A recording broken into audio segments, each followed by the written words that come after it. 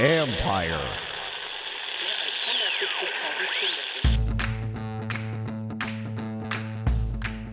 Hello and welcome to my podcast. Do me a favor, subscribe to the Jon Con Report wherever you get your podcasts. If you're watching on YouTube, hit that like button, hit that subscribe button.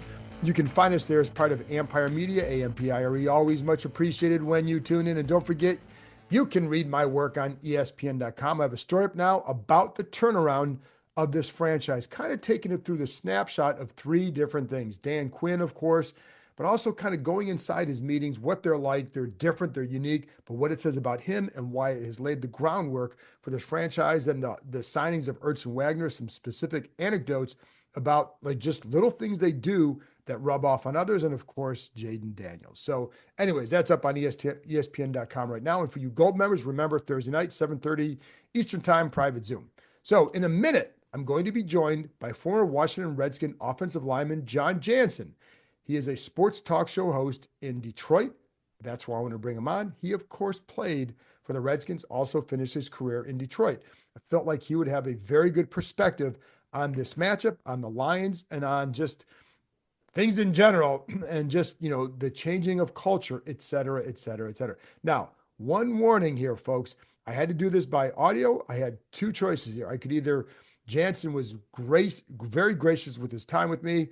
I go back a long ways with him, of course. We have a good relationship. Love talking to him. Always been one of my favorites. A very busy week, but he wanted to carve out time. The only way he could do it, though, was while being on the phone while driving.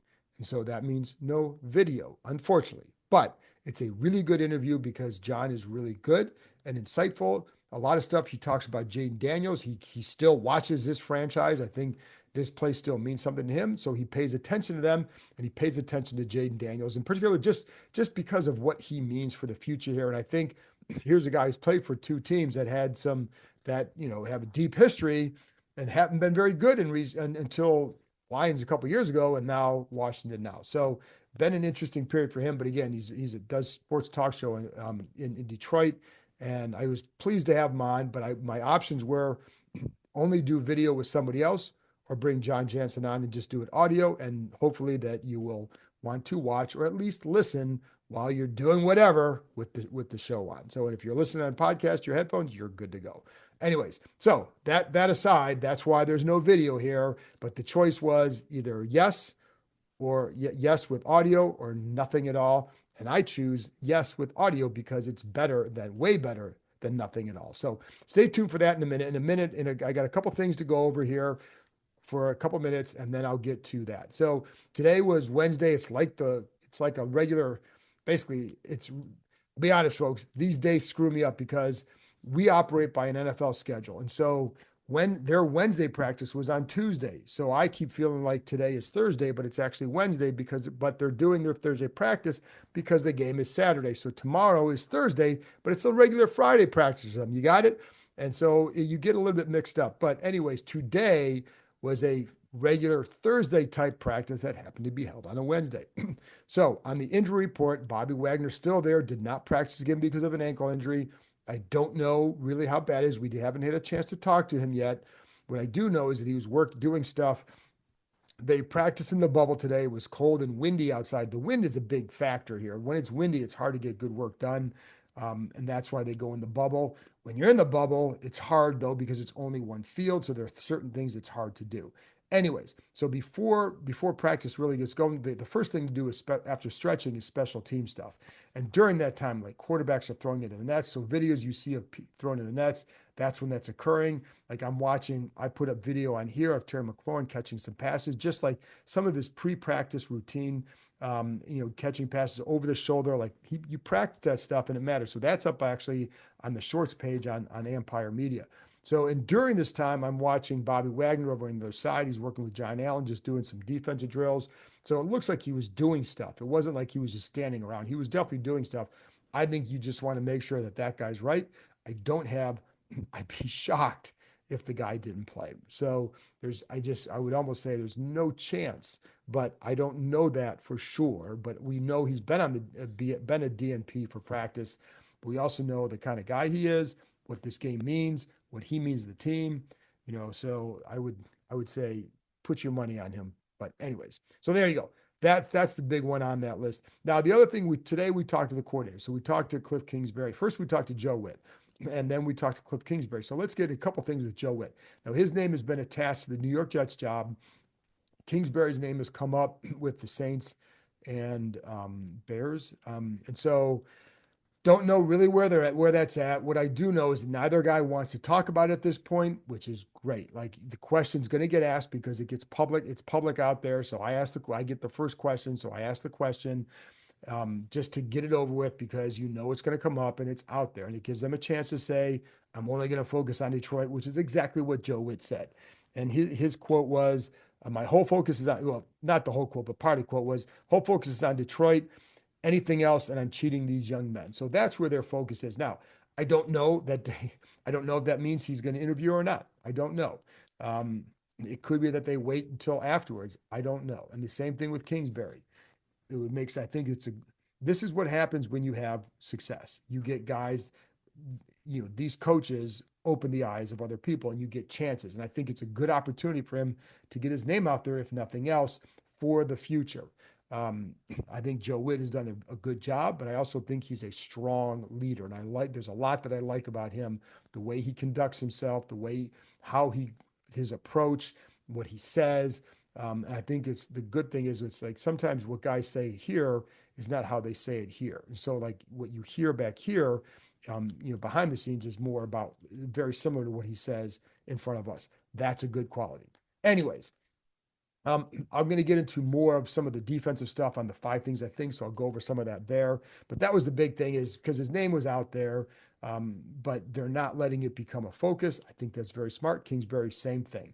And I think that's a good way to go. And one of the things, too, he also talked about Marshawn Lattimore. And I said this after the game, and I think it was Bram and I or Craig Hoffman and I were talking about this. Lattimore did not look right. And not that he looked injured, but he didn't look like himself. Like when I watched him on film, when he's right, you see a different player. And I didn't see that guy on Sunday night. And one thing and I think this is, it certainly felt like the layoff. I mean, the guy's had played only 2 games since late October. So, and what Quinn said is they felt like because he only had 1 day of real practice leading into that game, he came back a little bit, and then just you had that, and then they gave him the Friday off. So you're really working through a lot by doing that. So you would hope he would be better this week, and I think so. That's something to watch, but it's not to provide excuses. I think that's a real thing. Like he did not look like he had a rhythm as a corner, or he did not play with the same, maybe I don't know, not necessarily confidence, but he just looked different. He was sometimes a little bit off balance, that kind of stuff. So I think getting a full week in there will be a huge benefit for him. And it's funny because the last thing too is in those 2-minute situations or last game, somebody asked Witt what he's thinking. He's like, what he's thinking is get the ball back, we're going to win. Actually, and I'll get into more of that in the 5 things I think with what one other player told me about that situation after the defense gave up a game tying field goal. Anyways, as far as Kingsbury goes, again, not addressing the rumors, so we don't even get there. He talked about Dyami Brown and just how he feels like his attitude and approach is more businesslike, and it's become more businesslike throughout the season. And I even asked Dyami about that, like what he thought about that, and he felt like what he has done better is working on his footwork on the routes, et cetera. And so, in the fact that one of the things that Kingsbury said that his route technique and fundamentals have improved. And the more that approach changed, the more you saw it on the field. And I think again, you credit the footwork for a lot of that, and that's partly why Brown is having a better year. But again, approach and attitude, it makes a tremendous difference. So, and he also talked about like the late game situations. I mean, we asked Dan Quinn about the other day, asked Jane Daniels about the other day. Those guys seem to really embrace, like Dan Quinn is all fight about it. I love it.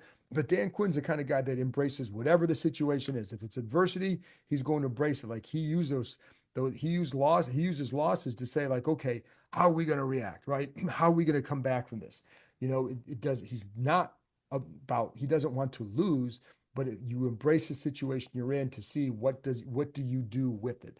It's almost like for him, each of those tests become an opportunity to show hey, let's see more of what you're made of. And I think he does a good job with that. Jaden Daniels embraces it because he's a competitor. He likes being in those situations. He loves having the ball in those spots. Somebody asked Cliff Kingsbury what he thinks of it. He goes, I'm getting a tighter fade on his haircut to hide the gray hairs. He goes, I do not love it. Now, what he does say is he goes, you always feel like you have a chance, especially with Jaden Daniels at quarterback. But it is a little bit different for Kingsbury than it is for Quinn, because Kingsbury is the one who's got to call the right plays at the right times to get these points. Whereas Quinn, what Quinn might do is one of the things he might do, and Kingsbury talked about this today too, is when they want to run the ball, he's going to remind them like, hey, let's run the ball here. And one thing Kingsbury said, because he kind of laughed, he's like, it was up to him sometimes. You would be throwing the ball all over the place. But he said that Quinn has helped him understand the importance of the run game, not just to them, but to the defense as well. And so, I think that's a good thing. I think what it also shows is that there's not a lot of ego, I think, with Kingsbury. And I think that's a good thing. In fact, this is the other part of that. Like, he's willing to admit certain times, like, hey, this play was not the most dynamic play. It's just that you have the players work. And that's where it goes to those late game situations and even key situations like fourth down plays. And his comment was, it's players, not plays. And he even pointed out there was I think it was a 4th and 5 pass to Zach Ertz. He's like, that was a basic day one install, but they wanted to get the ball to Zach Ertz. That's who they trusted in that situation. So like I said, it's players, not plays. And that's why, we get caught up in schemes and all that. Detroit has a wonderful scheme, but man, those players make it work, and that's always the key. So anyways, that's a lot of what went on today. Just wanted to fill you on that before I get to my conversation with Jon Jansen. So let's get to my conversation with former Washington Redskin offensive lineman turned Detroit sports talk show host and former Detroit Lion with some insight into the Lions and also his thoughts on Jaden Daniels.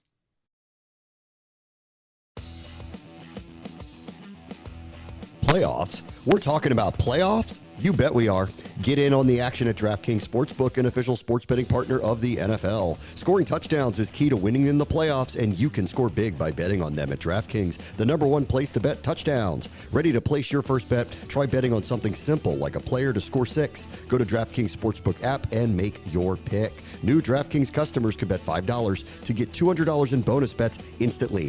Download the DraftKings Sportsbook app and use code KEIM, K-E-I-M. That's code KEIM for new customers to get $200 in bonus bets instantly when you bet just $5. Only on DraftKings Sportsbook. The crown is yours. Gambling problem? Call 1-800-GAMBLER. In New York, call 877-8-HOPE-NY or text HOPE-NY 467-369. In Connecticut, help is available for problem gambling. Call 888-789-7777 or visit ccpg.org. Please play responsibly. On behalf of Boot Hill Casino and Resort, Kansas, 21 plus age and eligibility varies by jurisdiction. Void in Ontario. Bonus bets expire 168 hours after issuance. For additional terms and responsible gaming resources, see dkng.co/audio.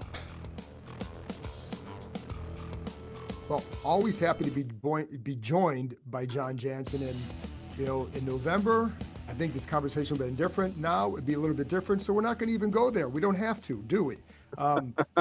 Because there's a bigger game for this conversation happening on Saturday. And you played here, obviously.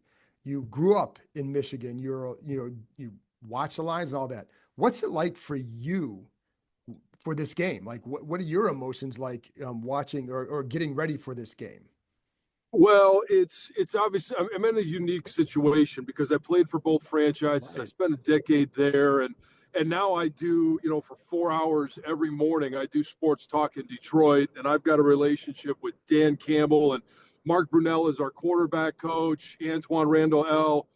Hank, who was, Hank Fraley, the O-line coach, who was with the Eagles there for a long time. And so it's very unique. And for the fans in Washington, I'm excited for them because I know how much it means to be back in the playoffs, to have a win in the playoffs. And it's just, I'm so excited for the fan base to be able to enjoy those moments. My feelings about the franchise are they're fairly mixed, right? I was there for a decade and I loved it, but we never won, and it was always constant turnover and change. And then obviously when you're released, it never ends well.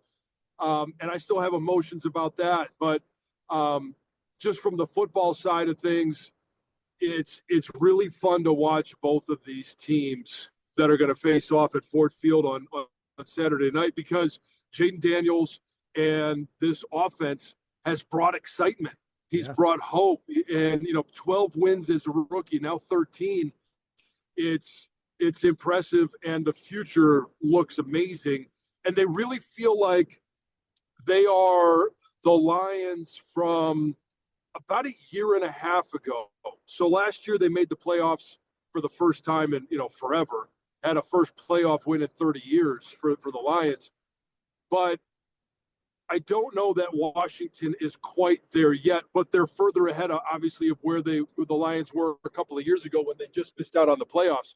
So I'm really excited about where the Washington franchise is in the development with Dan Quinn and that bunch of guys, because I know how exciting the next few years can be for them.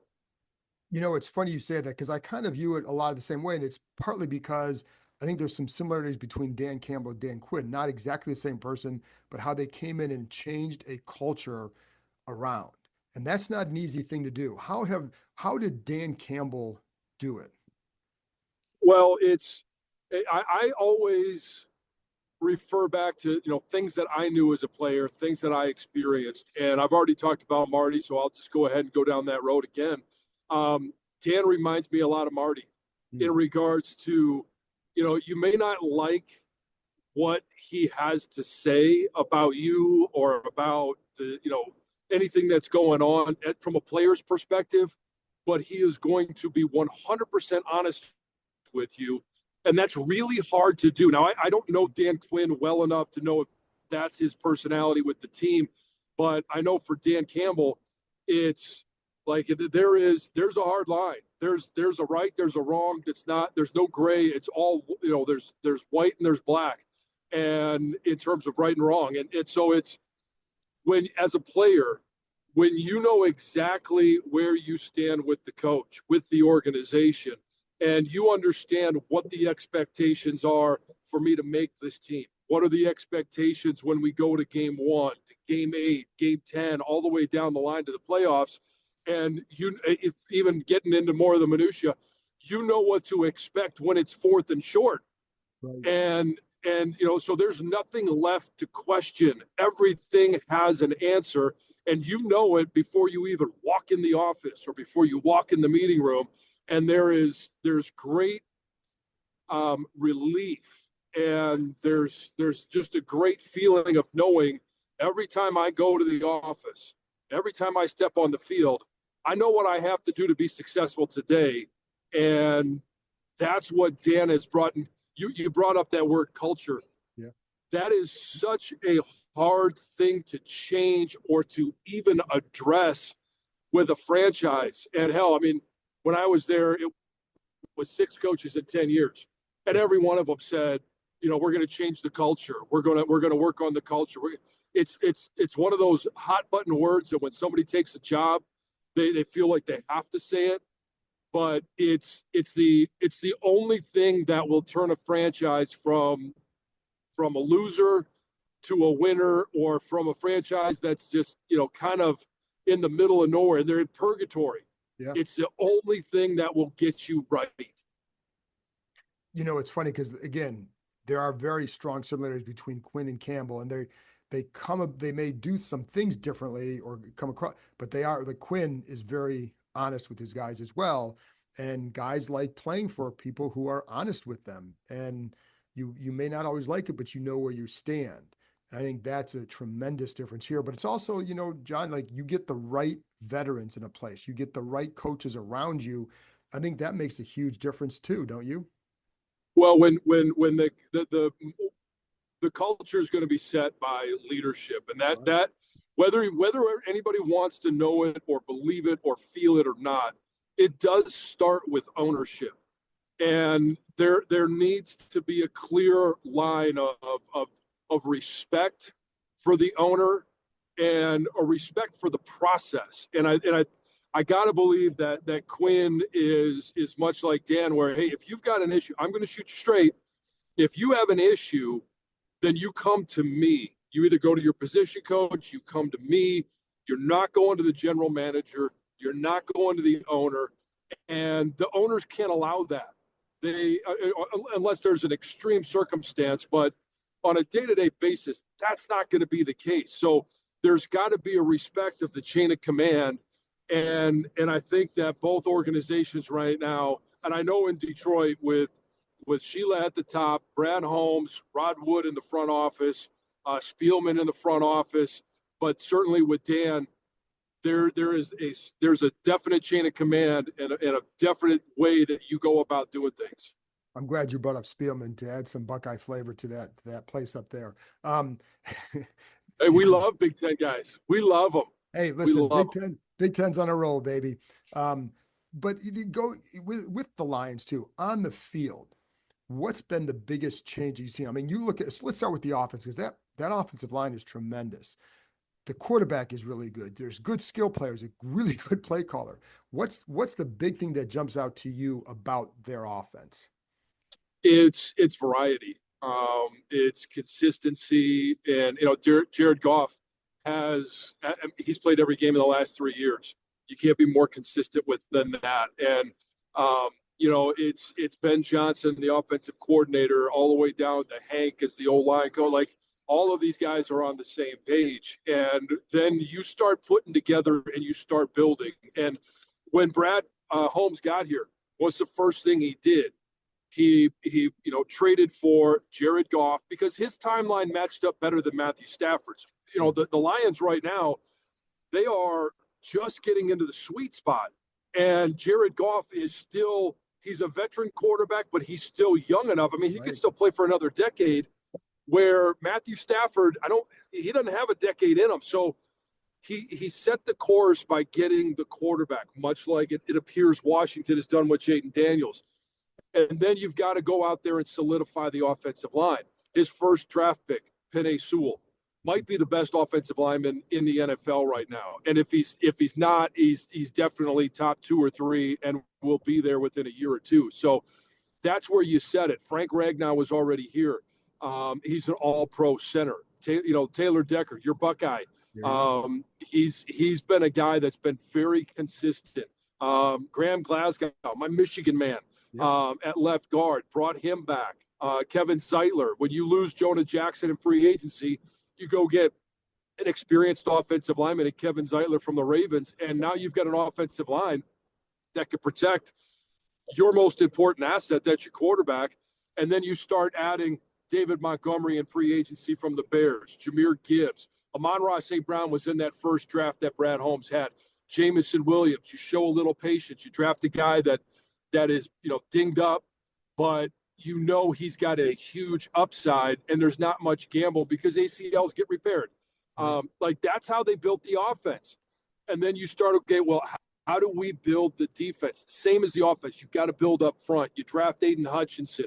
You've got Aleem McNeil. He was one of those first round, draft picks. You've got to be able to build in the trenches, offensive and defensive lines, because that's where games are ultimately going to be won, especially when you get to this time of the year. You got to be able to win in the trenches. Look at Philly. They're always a good team because they concentrate on when somebody goes down up front or somebody retires like Kelsey, hey, boom, they've got somebody waiting in the wings ready to go. That's the success. That's how you maintain excellence over a number of years, instead of just being we had a sweet year this year. What are we going to do next year? Have no idea, because we got to rebuild our fronts. For sure. And then watching what Ben Johnson does as a play caller, what jumps out at you with him? Well, it's interesting because Ben Johnson does a great job of calling a game, and everybody's going to get, and he deserves all the credit in the world.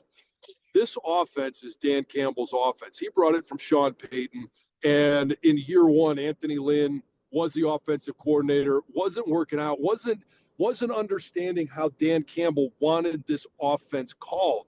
And Ben Johnson, ironically, was a Patricia guy. He was already here, and Dan held him over as a tight ends coach, and then promoted him. And as soon as that first season ended, and Dan was calling plays at the end, he promotes Ben Johnson to offensive coordinator. And it's a collaborative effort where everybody's got a voice putting together the game plan. And they talk about it all week. They're watching film. Game days, it's ultimately up to Ben to call the plays. And I think he does a really nice job of being creative and setting things up. There are some guys that just have that knack. Norv Turner, as a play caller, had that knack of, here's what I'm going to be doing on first and second down early in the game, because on first and second down, late in the second quarter or third or fourth quarter, I want to give this same look, but here's the play set that I want to call at that time. And they just have that feel for when to stick with something. They're always setting something up, and when to flip the switch to go to plan B, plan C, plan D, all the way through the alphabet. And I think Ben Johnson does a great job, and he's going to be a head coach probably after this season, but there's a lot of people that are worried about losing him. I'm not necessarily in that group, because you got to identify talent on the field. You got to identify talent on the coaching staff. This is ultimately Dan Campbell's offense, and he's going to be able to find somebody that's going to call it the way he wants it called. So two more on the offense. Jahmyr Gibbs, like, what has he meant to the offense? And also what I've noticed, and tell me if I'm wrong, sometimes with him, they're taking wider splits on the line. What is the result of all of that? But just his impact, and just, am I right on seeing it that way? Well, yeah, I mean, his impact is unbelievable. Like, the Lions have, 14 explosive plays from the running game throughout the course of this regular season.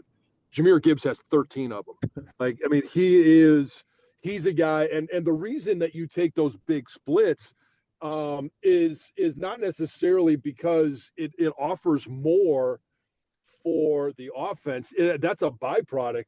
The reason you take those big splits is because when that play says, hey, I got to get to the 6 or the 8, or I got to, this is wide, damn it, I need a head start on this running back because he's so damn quick. And you've got to be able to get there and get that stretch. And so that's a big reason why those splits are the way they are. And then when Detroit's offense gets slowed, and I don't know how, it's not that it happens very often, what happens? Like, what is it that could slow them at all? You stop the running game. Everything is predicated on the run. And I mean, they run the ball 51% of the time. And I don't know of another offense. In fact, I'm not sure when the last offense that operated in the NFL that ran it more than they threw it. It's a passing league.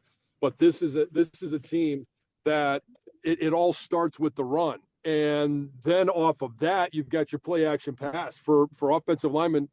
By all intents and purposes, that's still a run. Right. I get to be aggressive. So 75% of the time, as an offensive lineman, I am firing off the ball. I get to be aggressive. I get to be the one that dictates the tempo, that dictates the how this play is going to be run, and I get to hit you in the freaking mouth every single time.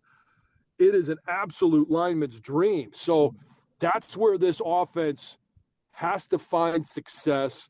And I know, obviously, against Washington, they're number 30 against the run, Right. which is surprising to me. And I'll ask you this.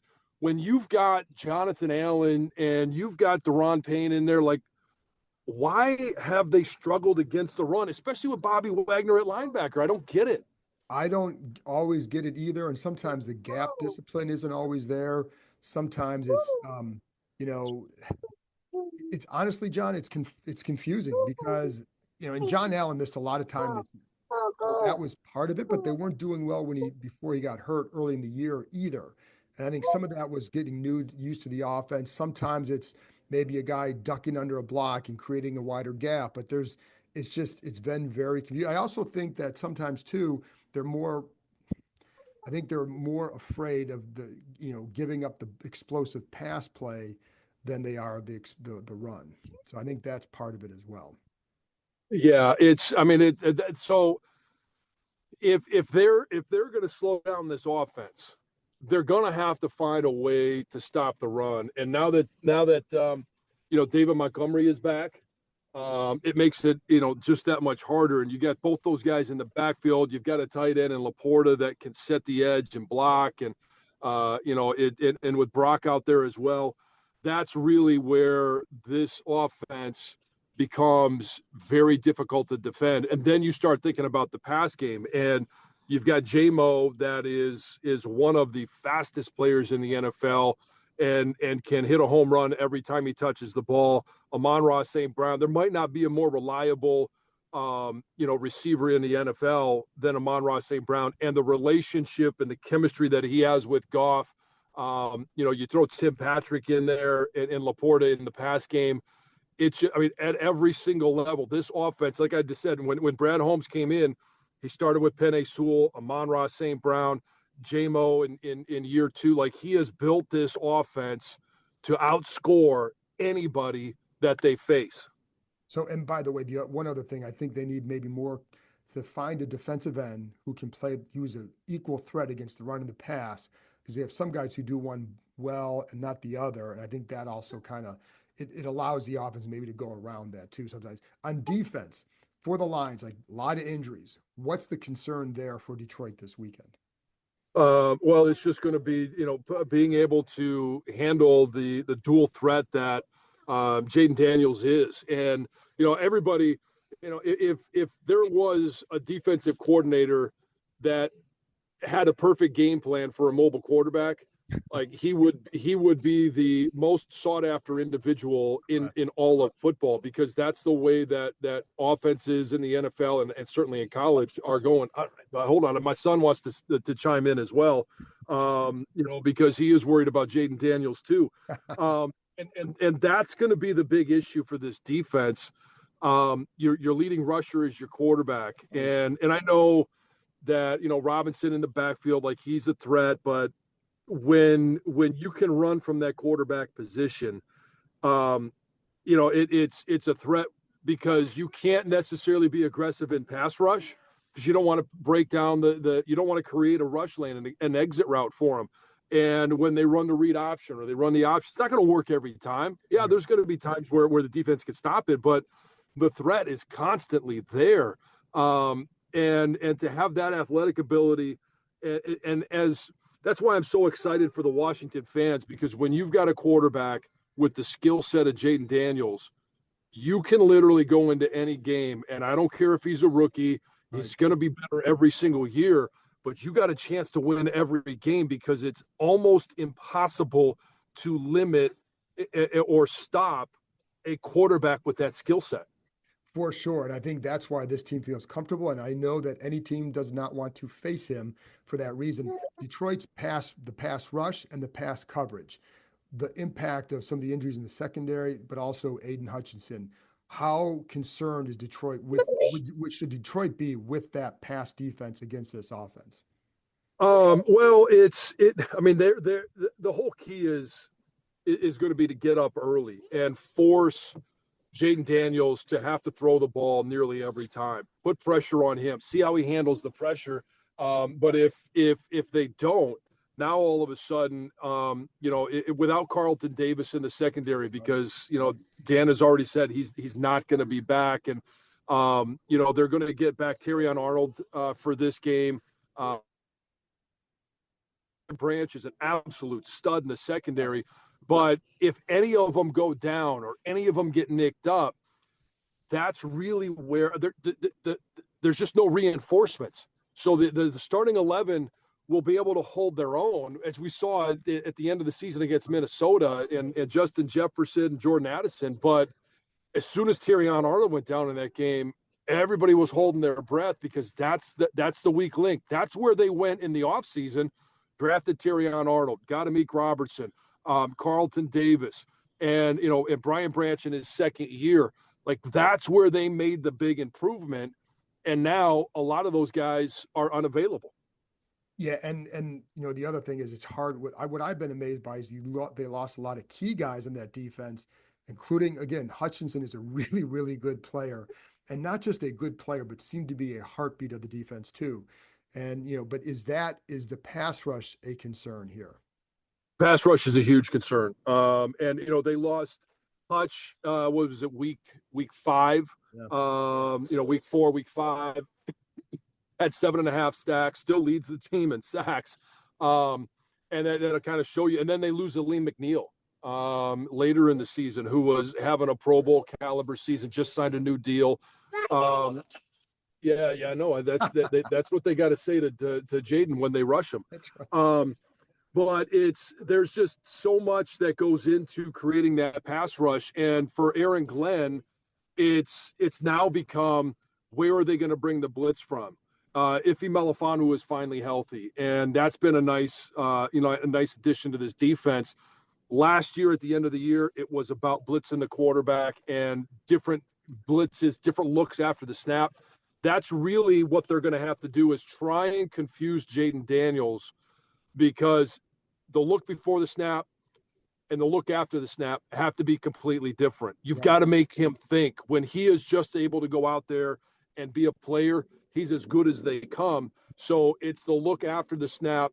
Where's the blitz coming from? What's the coverage?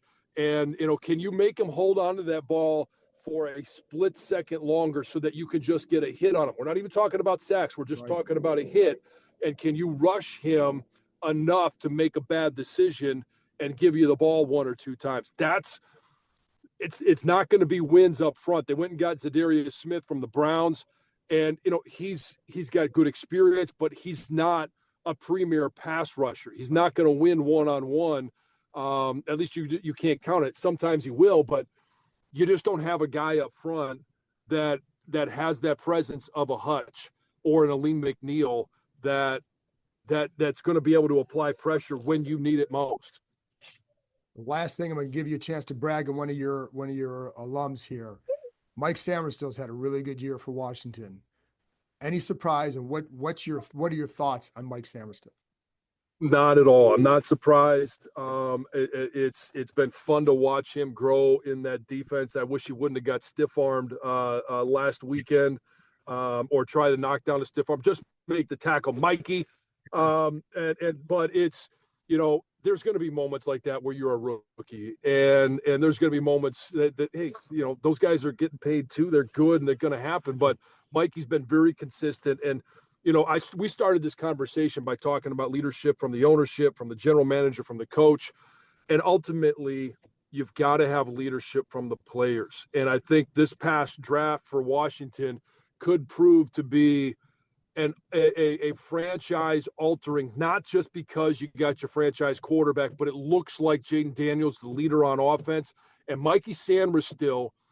I'm telling you right now, in year 2, year 3, year 4, I guarantee you he's going to be wearing that C. He did it for 2 years at Michigan, and he's going to be doing it again. And that, what you see on the field, it's a great value add, but what you get in the offseason, what you get in the locker room, what you get in the meeting rooms, it's going to be something that people might not see or might not be aware of.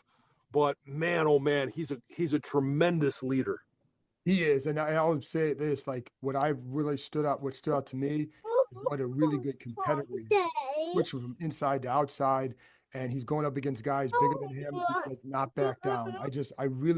He's just a fun football player to watch. And I know that pains me to say that a little bit. No, I know, and I don't want. I hate our conversation to end, but I think my son might be leaving a Buckeye in his pants, and so I might have to go change that. Which we know what that smells like and looks like. So, hey, all I have to say about that is, you mentioned, hey, good for the Big Ten, and yeah, just don't let the Big Ten down there, little fella. Just come through for the Big Ten. It's one game. Yeah. I know it's an important one, and it might be really hard for Ryan Day, but come on, man, let's go. Listen, I'm with you there. So we're on the same boat there. It'd be kind of nice to, so, and it's nice that one team is still playing. So, all right, man, I appreciate your time as always. I love talking to you, and I miss talking to you here. So I always tell people you've always been one of my favorite people to talk to and deal with over the years. So Hey, I appreciate it. Thanks for having me. And you know what? I'm looking forward to seeing as many people as I possibly can when Washington comes to town, and it's going to be a hell of a lot of fun. Are you going to be at the game? I will not. Oh, okay. I'm at the point of my life, especially with 5 kids, where I'm just hoping to be in front of the TV by 8 o'clock on Saturday night. There you go. Thanks, man. I appreciate it. Have a good one.